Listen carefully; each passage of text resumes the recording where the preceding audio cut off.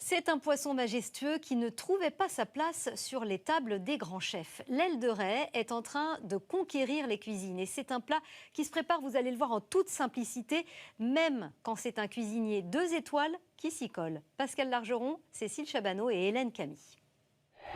Dans cette belle maison alsacienne au milieu des champs, la spécialité du chef doublement étoilé est une invitation aux vacances à la mer.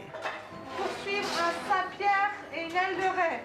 Une aile de raie à la bretonne, un produit rare que Cédric Descartes ne se lasse pas de travailler. C'est vraiment un poisson qui est très peu travaillé dans les établissements comme chez nous, mais que nous on affectionne particulièrement de par sa texture et de par son goût et sa salinité qui est absolument remarquable.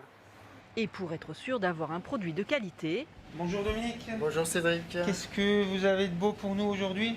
Le chef n'hésite pas à parcourir 60 km jusqu'à Strasbourg et son poissonnier. La raie me semble magnifique, donc on va prendre l'aile de raie.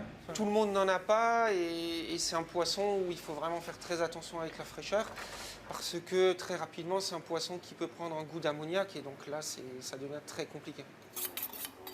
De retour en cuisine, Cédric Descartes va retravailler son aile de raie. Donc l'aile de raie n'a pas d'arête, donc c'est vraiment séparer les deux filets du cartilage.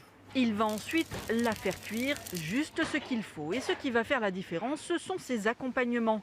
D'abord des petits dés gélifiés de vinaigre de Xérès. Alors le vin de Xérès va apporter cette touche de vivacité, va apporter le peps dans le plat. Viennent ensuite ces capres marinés à l'huile de noisette, un écrasé de pommes de terre, le tout surmonté d'une mousse de beurre noisette. C'est ce qui va ramener un petit peu le côté moderne, contemporain au plat. Un nuage de légèreté qui régale les papilles. On se laisse transporter dans un voyage de plusieurs saveurs. C'est très fin, ce sont vraiment des dégustations très appréciées. Un plat de bord de mer revisité en toute simplicité, le secret d'une cuisine sophistiquée.